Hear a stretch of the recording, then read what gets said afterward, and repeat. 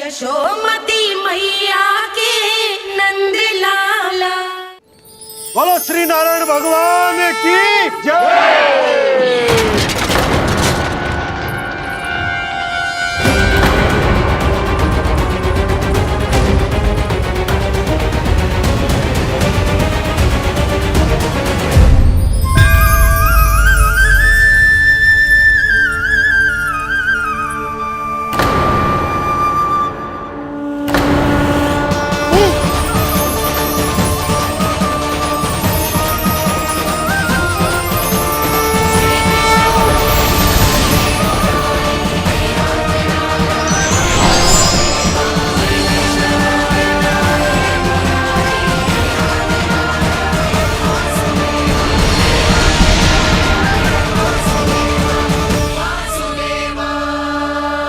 प्रभु,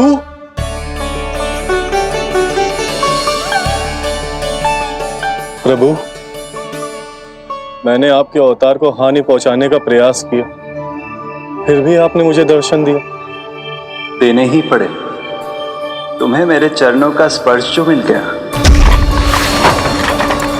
तुम्हें आश्चर्य हो रहा होगा।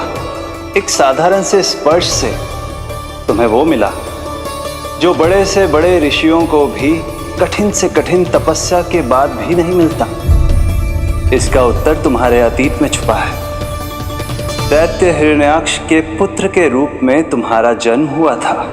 शीघ्र ही तुम बहुत अधिक विशाल और असीम बलशाली हो गए थे, पर तुम अपनी शक्ति का प्रयोग अनुचित ढंग से करते थे। एक दिन तुमने महर्षि लोमस के आश्रम में बहुत ही उत्पात मचाया, हरे भरे वृक्षों को नष्ट कर दिया।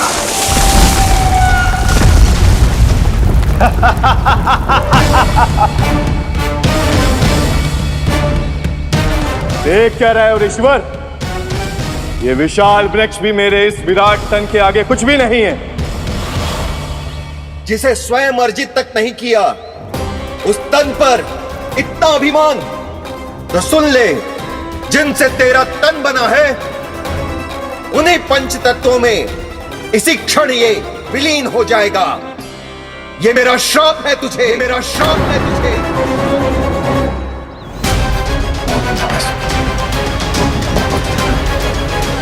हाँ।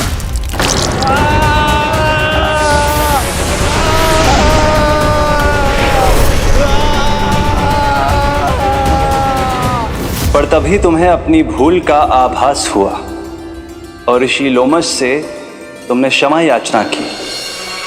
क्षमा करे ऋषिवर, क्षमा करे। मैं मूर्ख, अभिमानी हूँ, अज्ञानी हूँ, परंतु आप तो दया के सागर है। कृपा करे ऋषिवर, कृपा करे। बिना तन के मैं कैसे जीवित रह पाऊंगा?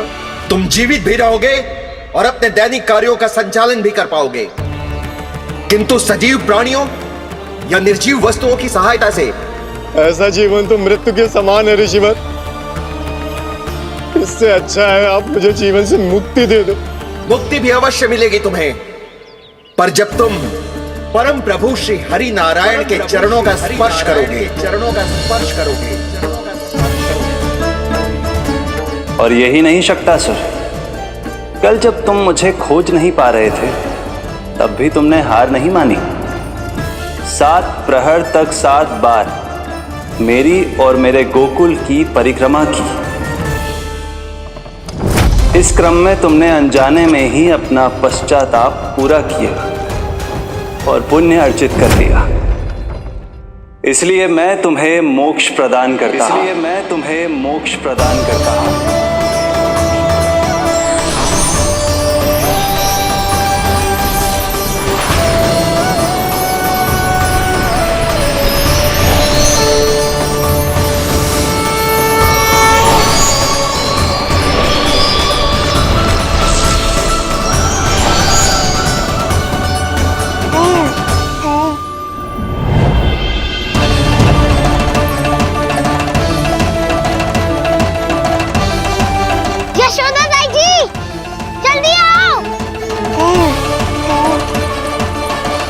नीलमणि, मेरा लल्ला।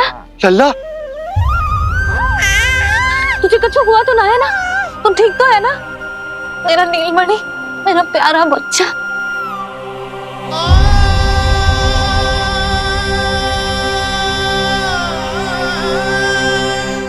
भोला, बंसी, ये सब क्या है?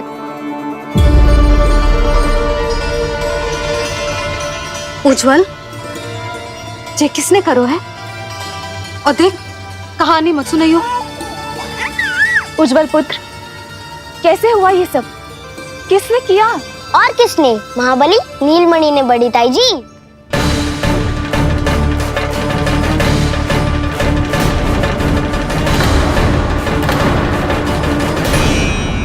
जी क्या बोल रहे हो? सच्ची सच्ची बता। लो, फिर फंस गया उज्जवल। मैं सच्ची कह रहा हूँ। अचानक तीव्र वेग से वायु चली। फिर ऐसे लगो जैसे कोई भूकंप आ रहा है। और फिर जब मैंने देखा तो ये सकट अपने आप हिल रही थी। खड़खड़ खड़खड़ खड़खड़ खड़खड़। फिर मैंने साहस दिखाया और उस सकट को रोकने का प्रयास करो। पर सकट ना रुको, जे हिले ही जा रहा था। खड़खड़ खड़खड़ खड़खड़ खड़खड़ खड़खड़ खड़खड़। और फिर ऐसे ही हिलते हुए अचानक से आगे बढ़कर सीधा नीलमणि के ऊपर चला आए हो। और फिर सकट भी हिल रहा था। खड़खड़ खड़खड़। और सकट का सामान भी हिल रहा था। थरथर थरथर। ऐसा लगो जैसे सकट नीलमणि को कुचलने को।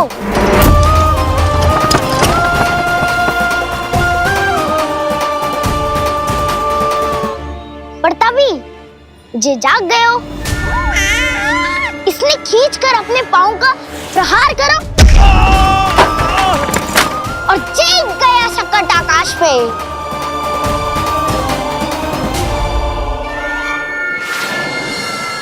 और फिर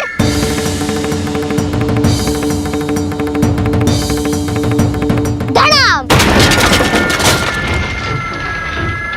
सब भूमि पे गिरकर चकनाचूर।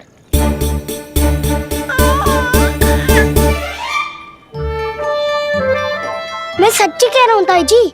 नीलमणि के पैर का स्पर्श होते ही वो सकट ऐसे वायु में उड़ी जैसे कोई फूल।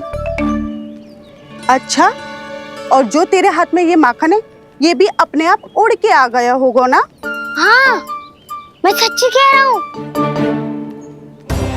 सदा बड़पोलापन, ये अच्छी बात ना है लल्ला। सत्य बता। मैया, मैं सत्य बोल रहा हूँ। ये सकट अपने आप ही आयो था और नीलमणि के प्रहार करते ही दूर जा गिरो। अरे, ये बड़बोले से पूछने से अच्छा है कि हमें स्वयं विचार करना चाहिए कि ये सकट टूटा कैसे। हाँ नंदराज, हाँ, हम भी आरती के लिए भीतर चले गए थे। हाँ। अरे, आप सब मेरा विश्वास क्यों ना कर रहे हो? नीलमणि के प्रहार से ही। उज्जवल, सकट बहुत पुराना था, पहिया ढीला होकर खुल गया होगा। यशोदा, अनेक कारण हो सकते हैं। चिंता करने की कोई आवश्यकता ना है। मैं चिंता क्यों करने लगी भला? मेरे नीलमणि के गले में रक्षा वाला कंठक पहले से ही है। और हम जैसा पूजा पाठ इतने विधि विधान से इसी के लिए तो कर रहे हैं, है ना पंडित जी? हाँ रानी जी। तो बस फिर मेरे लल्ला को कछु क्यों होने लगो? और आप सब स्वयं ही देख लो ना, जे इतना बड़ा सकट टूट के बिखर गया है, किंतु मेरे लल्ला को एक खरोच भी ना आई। इसका अर्थ तो यही है ना कि हम जो भी कर रहे हैं सही कर रहे हैं। मुझे चिंता करने की कछु आवश्यकता ही ना है। चलो सब भीतर चलते हैं। हाँ हाँ, लल्ला को भूख भी लगी आई होगी। चल।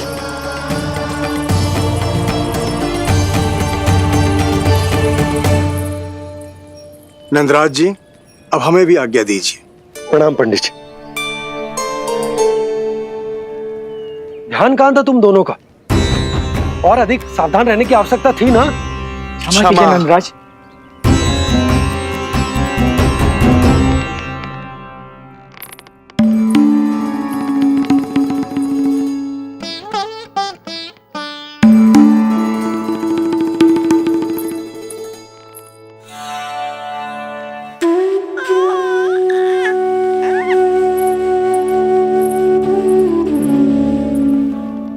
यशोदा, क्या हुआ? बोलो ना, क्या सोच रही हो? मुझे बहुत चिंता हो रही है जीजी।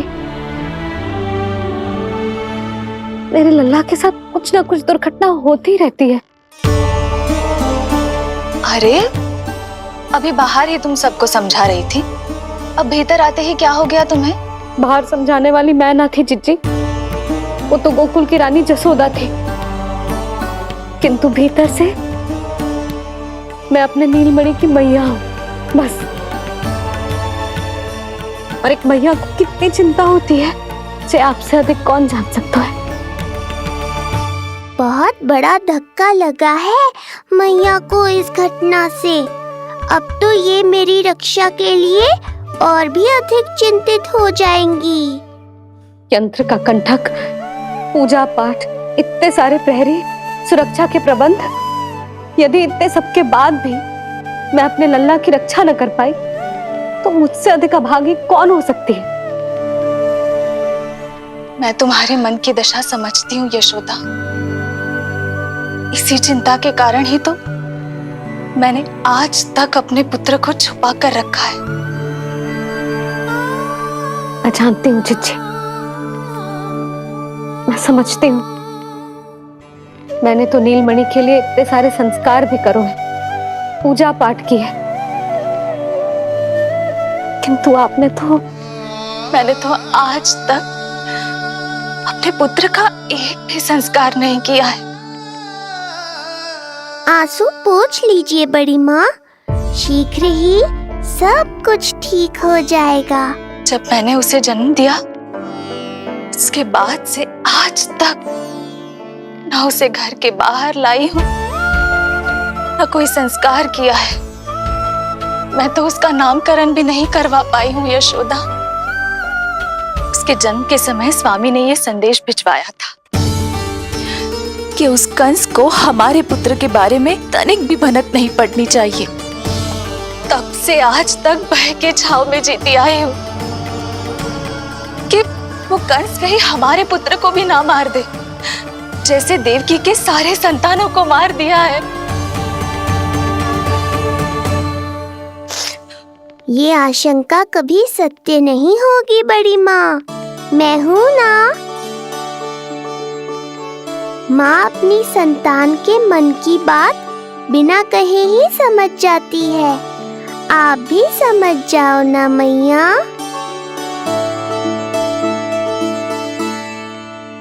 जीजी, हमें रोना ना चाहिए। हमें देख के लल्ला भी रो रहा है। मैया, आपकी सहायता की आवश्यकता है मुझे। मुझे ऐसे क्यों लग रहा है जैसे लल्ला मुझसे कुछ कहना चाह रहा है। दाऊ को हम सबसे दूर कब तक रखेंगे बड़ी माँ? ये सोच रहा होगा कि अब तक आपने इसके दाऊ को छुपा के क्यों रखो है। मैं उनसे मिलना चाहता हूँ मैया। जीजी, कितना मन करता होगा ना इसका अपने दाऊ से मिलने का। और आपके लल्ला का भी तो मन करता होगा ना कि अपने छोटे भाई को मिले। कितनी बातें करते हैं हम दोनों की इनके सामने। हाँ यशोदा, मैं भी अपने पुत्र को नीलमणि के बारे में सब कुछ बताती हूँ। तो बस फिर हमें साथ साथ रखिए ना। मेरा आधा हिस्सा है वो, उनके बिना मैं अधूरा हूँ मैया। ये दोनों भाई एक दूसरे के बिना अधूरे हैं जीजी। हमें इन दोनों को साथ ही रखना चाहिए। आप ही सोचो, यदि नीलमणि की रक्षा होगी तो आपका लल्ला भी तो सुरक्षित रहेगा। तुम सच कह रही हो यशोदा। हमें इन दोनों को मिलाना चाहिए और साथ में ही रखना चाहिए, सुरक्षित। तब तो शीघ्र ही पंडित जी को बुलाकर हमें शुभ मुहूर्त निकलवाना चाहिए। शुभ मुहूर्त? हाँ, शुभ मुहूर्त। दोनों भाइयों के मिलन के साथ साथ उनका नामकरण संस्कार भी करवा देते। अब अपने दाऊ से मिलूंगा मैं।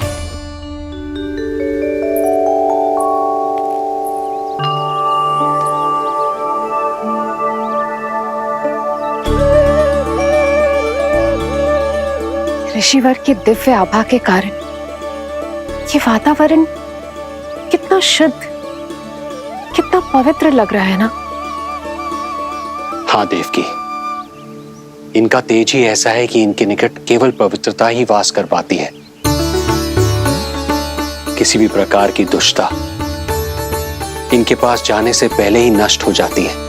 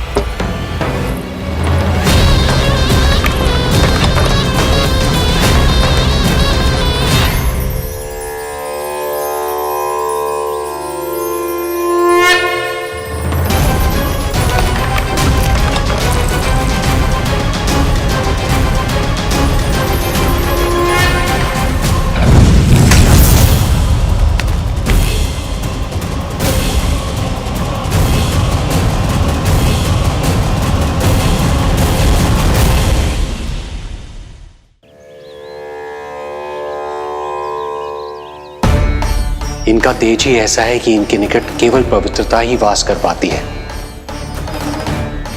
किसी भी प्रकार की दुष्टता इनके पास जाने से पहले ही नष्ट हो जाती है।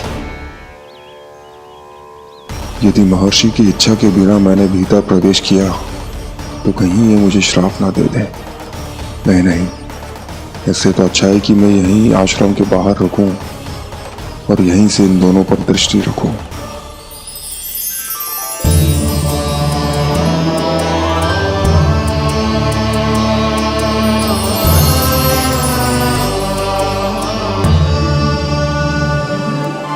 आपके आने का आभास हो गया था राजन। गुरुदेव, जो संतानें हमने खो दी है उनका श्राद्ध करवाने की विनती लेकर हम आपके पास आए हैं। आपका आना व्यर्थ नहीं जाएगा राजन, परंतु मुझे आभास हो रहा है श्राद्ध कर्म इस भेंट का एकमात्र कारण नहीं है।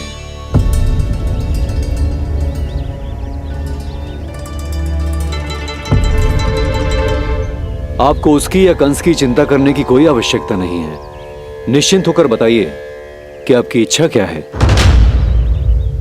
गुरुदेव, वर्तमान में मेरी प्रथम पत्नी रोहिणी पुत्र सहित गोकुल में निवास कर रही है। हमारे उस पुत्र का और भाभी यशोदा के पुत्र का नामकरण संस्कार करवा दीजिए।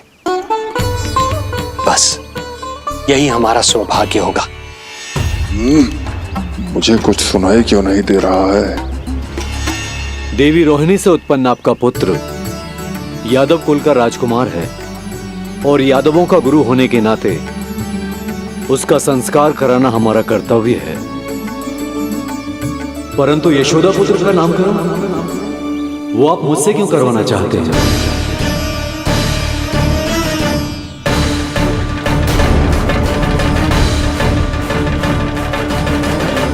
गुरुदेव, सत्य ये है कि रुक क्यों गई रानी देवकी? आपके मन में जो कुछ है कहिए। ये कैसी दुविधा में फंस गया मैं। यदि मैंने गुरुदेव को यशोदा पुत्र का सत्य बताया तो कंस को भी पता चल जाएगा, और यदि नहीं बताया तो कहीं ऐसा ना हो कि ऋषिवर ही बुरा मान जाए। लगता है आप दोनों की दुविधा मेरे अनुमान से भी बहुत बड़ी है। अपनी या अपने पुत्र की कुंडली लाए हैं राजन? जी गुरुदेव, अपनी कुंडली है मेरे पास। देवकी,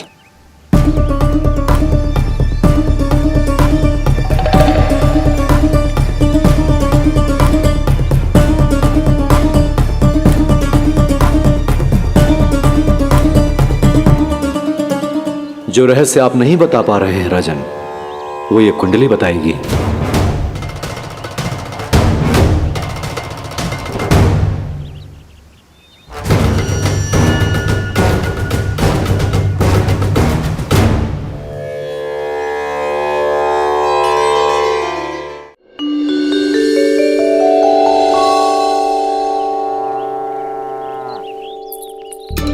लल्ला बता कैसी है जगदा? मैया को हो क्या गया है आज? देख सही सही बताइयो।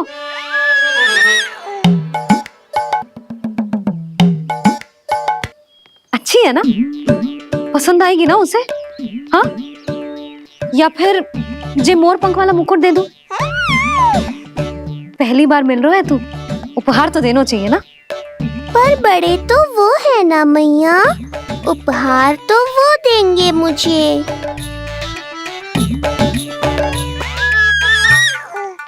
ना ना, मोर पंख वाला मुकुट तो मेरे लल्ला का है ना, जे ना दे सकते।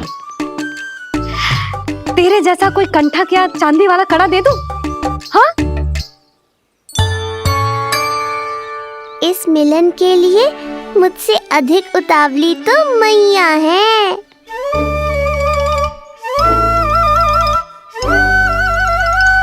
अच्छा जे उपहार छोड़, तू तो जे बता कि तू उसे बुलाएगा क्या कह के?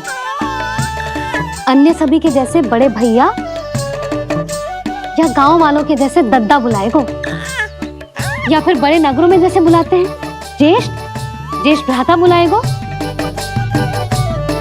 या फिर प्रेम से बुलाएगो दाऊ दाऊ बुलाएगो ना?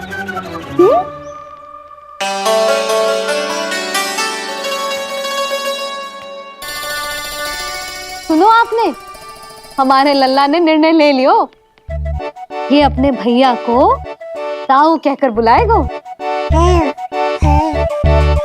अरे वाह, लल्ला ने बोलना भले ही ना सीखो, परंतु तुम्हें बता दियो। और नहीं तो क्या, लल्ला कुछ कहे ना कहे माँ तो समझ जाती है ना लल्ला?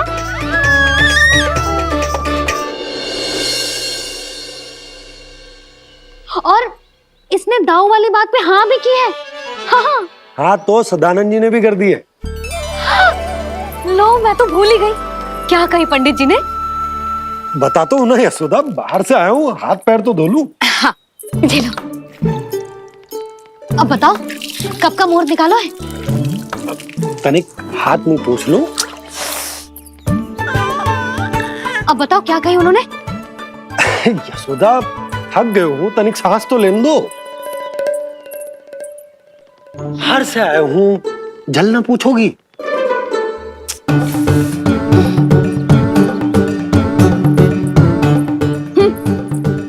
अब बता दो जी।